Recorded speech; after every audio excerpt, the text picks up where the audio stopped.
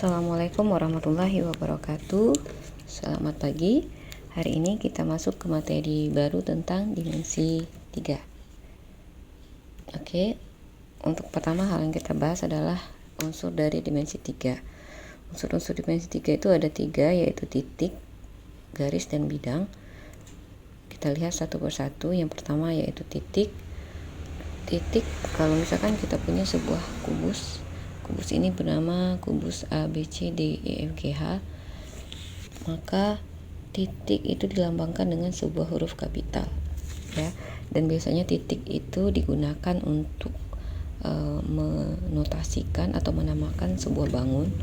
Misalkan seperti ini, kubus A, B, C, D, E, F, G, H.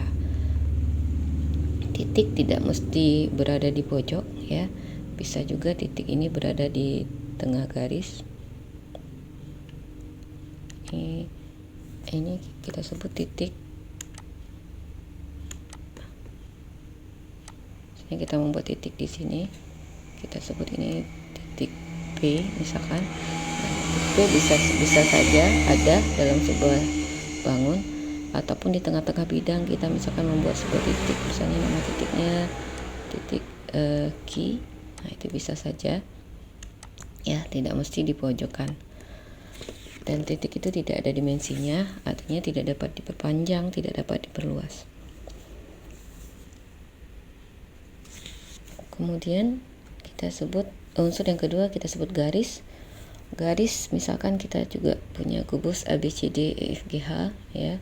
Maka yang dikatakan garis di sini adalah ada garis AB, ya. Tepatnya di sini dikatakan ruas garis AB. Nah, kalau garis itu sendiri dilambangkan dengan dua huruf kapital, yaitu dua titik yang dilewati oleh garis atau sebuah huruf kecil. Contohnya di sini kita punya banyak garis yang terlihat, ya. Tadi ada ruas garis AB, ruas garis BC. Nah, ada juga ruas garis AG, ya. AG itu dimensi diagonal ruang. Nah, bisa dilambangkan dengan garis, misalkan menyebutnya bisa garis AG, atau bisa juga misalkan kalau AG itu adalah ini garis AG, ya, maka kita bisa juga lambangkan sebuah garis itu dengan sebuah huruf kecil, misalkan namanya garis L, gitu, ya. Jadi bisa dengan dua huruf kapital, yaitu titik yang dilewati oleh garis, atau dengan satu buah huruf kecil. Nah, garis itu sendiri berdimensi 1, yaitu satuan panjang saja, dan garis itu bisa diperpanjang. Jadi garis AB, di sini ada garis AB ini bisa kita perpanjang, ya. Ini garis AB. Tapi kalau yang dari sini sampai sini, dari titik A sampai titik B, kita sebut sebagai ruas garis AB. Nah, di sini tidak hanya garis yang kasat mata, ya. Yang terlihat di sini ada AB, ada DC, ada AD. Nah, ada juga tadi garis AG, garis HB, atau garis diagonal sisi BG, FC, dan seterusnya. Itu garis. Yang ketiga unsurnya adalah bidang. Bidang itu dilambangkan dengan minimal 3 huruf kapital, ya. Huruf kapitalnya adalah huruf-huruf yang titik yang ada pada bidang, ya. Jadi minimal ada 3 titik pada bidang. Kemudian dimensinya 2, ya, ada dimensi panjang dan luas, ya. Kemudian bisa diperluas bidangnya. Contoh pada kubus ini kita punya bidang yang terlihat kasat mata, ada bidang alas. Bidang alasnya bernama bidang ABCD, ya. Kemudian ada bidang atas. Bidang atasnya bernama EFGH. Seterusnya juga ada bidang samping BCGF, ya, samping kanan. Samping kirinya ada bidang ADHE. Jadi menyebut bidang itu harus urut, ya. Contoh seperti ini, bidangnya ADHE atau AEHD, ya, atau HEAD. Jadi melingkar mengurut. Menyebut nama bidang itu melingkar titiknya. Nah, yang terlihat di sini yang terlihat bidang itu, ya, bidang alas, bidang atas, samping kiri, samping kanan, depan, dan belakang. Bidang itu bisa juga berupa bidang diagonal ruang, misalnya seperti ini, ya. Ini kita sebut bidang apa? Ini diagonal ruang ya. Diagonal ruang, bidang diagonal ruang EHCB ya, atau boleh juga BCHE. Itu juga dikatakan bidang. Nah, di sini kebetulan karena bidangnya berupa segi 4 ya, atau persegi panjang, maka titiknya ada 4 juga. Jadi nama bidangnya ada 4 gitu ya. Huruf yang mewakilinya ada 4. Kemudian tadi bidang bisa diperluas ya. Bidang bisa diperluas itu maksudnya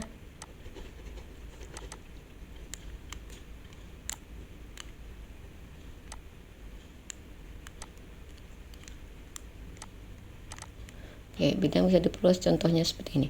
Bidang ABCD ya. Kalau misalkan Ibu ambil di sini hanya separuhnya. Nah, ini kita sebut bidang ABD ya, setengah dari bidang alas, bidang ABD. Nah, bidang ABD ini bisa diperluas jadi bidang ABCD ya.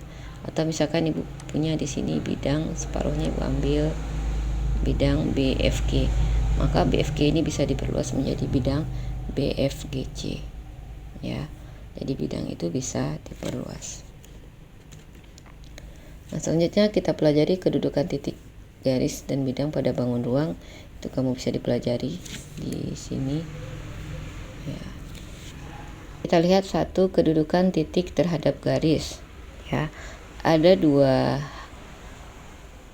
posisi titik terhadap garis. Yang pertama ada titik yang terletak pada garis, kemudian ada juga titik yang berada di luar garis.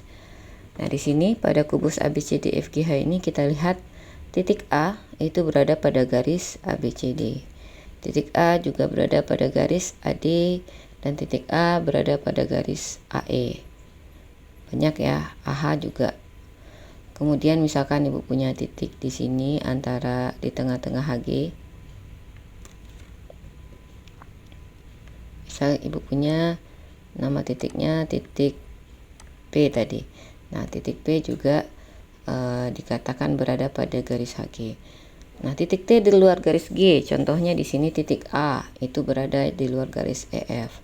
Titik B berada di luar garis AE, dan masih banyak contoh yang lain. Selanjutnya, kedudukan titik terhadap bidang. Titik terhadap bidang ada titik yang berada pada bidang, ada juga yang berada di luar bidang. Contoh, titik A itu berada pada bidang ABCD. Titik D berada pada bidang HDCG ya.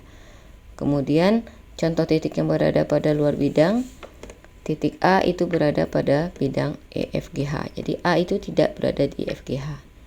Nah, sekarang pertanyaan Ibu, bagaimana kedudukan titik D terhadap bidang ABCD?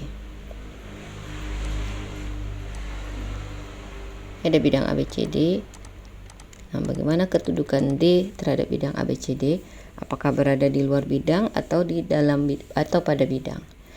Ya, jawabannya berada pada bidang ya, karena bidang ABC itu sama saja dengan bidang ABDC ya. Jadi bidangnya bisa diperluas. Maka kita sebut titik D berada pada bidang ABCD.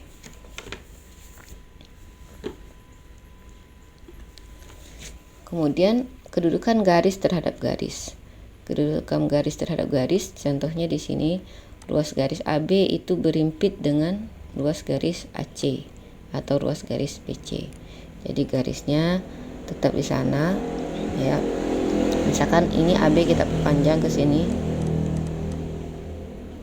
HIM misalkan ya.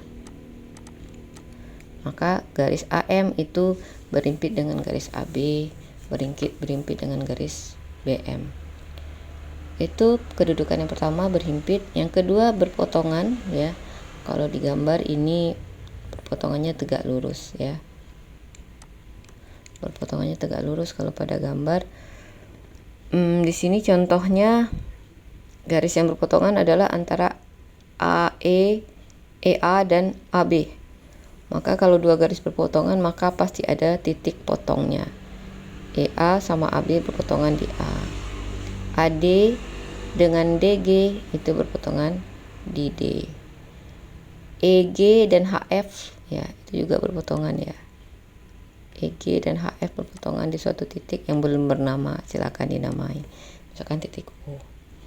Nah, itu garis berpotongan. Berpotongan tidak mesti tegak lurus ya. Contoh tadi yang tegak lurus EA dengan AB tegak lurus. Nah, tapi kalau EG dengan HF itu sudah tidak tegak lurus. Misal lagi BG dengan HG itu berpotongan di G tapi dia tegak lurus ya. Tegak lurus dia nih. Nanti kita lihat kenapa tegak lurus. Kemudian kedudukan yang ketiga antara garis dengan garis yaitu garis yang bersilangan. Garis bersilangan ini dia tidak sejajar ya. Ini berhimpit ini bisa juga dikatakan sejajar ya. Oh, ini ada kedudukan yang keempat, masih kurang ini, ada nanti sejajar ya. Berhimpit dengan sejajar itu beda. Oke, yang keempat nanti ada sejajar.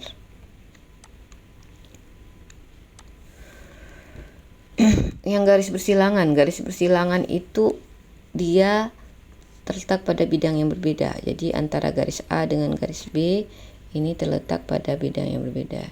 Ini juga ada kesalahan, ini harusnya kalau bikin garis ini A kecil aja, B kecil aja ya.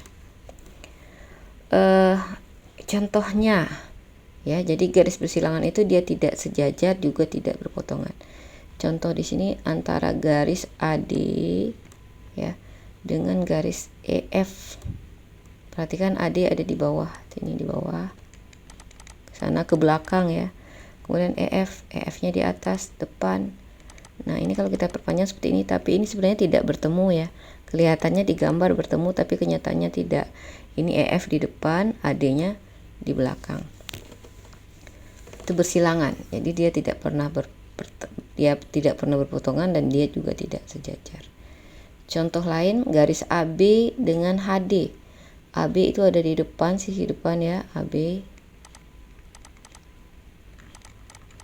Kemudian HD ada di pojok belakang. Kalau diperpanjang dia ke atas dan ke bawah. Kalau digambar akan kelihatan berpotongan, padahal tidak ya. Dia di depan, sementara AB di depan, sementara HD di belakang. Itu yang ketiga. Nah, ini yang keempat sejajar ya. Kalau sejajar itu mudah. Sejajar itu hampir sama dengan berhimpit ya. Arahnya sama.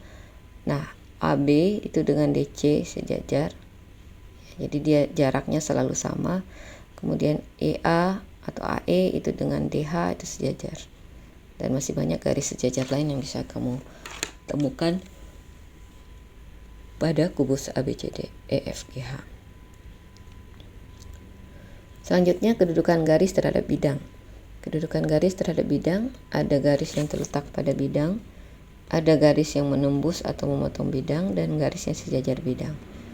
Contoh garis yang terletak pada bidang di sini dapat dilihat garis AD terletak pada bidang ADHE ya. Garis AH itu terletak juga pada bidang ADHE. Kemudian ada garis sejajar bidang. Garisnya tidak berada di bidang ya, tapi tidak pernah, kalau dia diperpanjang dia tidak akan pernah menembus bidang. Contohnya EF. Garis EF ini sejajar dengan bidang alas ABCD. Ya. Jadi EF ada di atas, bidang alas ABCD ada di bawah. Dia sejajar dan EF ini tidak akan pernah menembus bidang ABCD. Jadi kalau dia tidak sejajar, kalau bidangnya diperluas ataupun nanti garisnya diperpanjang, maka dia pasti akan menembus bidang. Selanjutnya, garis menembus bidang atau memotong bidang itu tadi yang berarti yang tidak sejajar ya. Contohnya ini kelihatan HD. Garis HD itu menembus bidang ABCD. Ya, dia menembus bidang ABCD di titik D. Misalkan kita punya lagi garis HB atau BH. Nah, garis BH ini memotong atau menembus bidang ABCD. Menembusnya di mana? Di B. Ya, ingat bidang ABCD ini bisa diperluas ya, walaupun dia hanya melewati pojokannya ABCD. Nah, bidang ABCD itu kan tidak hanya segini. Dia bisa diperluas. maka dikatakan garis HB itu memotong bidang ABCD. Terakhir, kedudukan bidang terhadap bidang, ya. Ada bidang yang berimpit, contohnya tadi bidang ABD itu berimpit dengan bidang ABCD. Kemudian ada bidang yang sejajar, contohnya juga mudah dilihat, ABCD dan EFGH. Kemudian ada bidang yang saling berpotongan, nanti berpotongannya membentuk sebuah garis persekutuan. Contohnya pada kubus kita bidang ADHE itu memotong bidang ABCD, ya. Memotongnya di mana? Memotongnya di garis AD.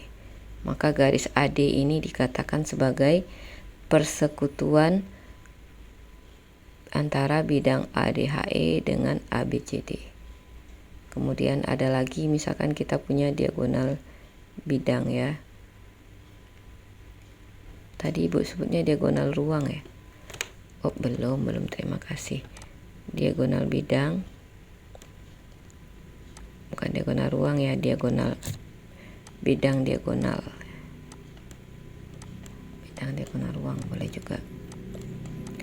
Nah, Ibu punya EBCH atau BCHE, dia berpotongan dengan bidang ABCD di garis BC.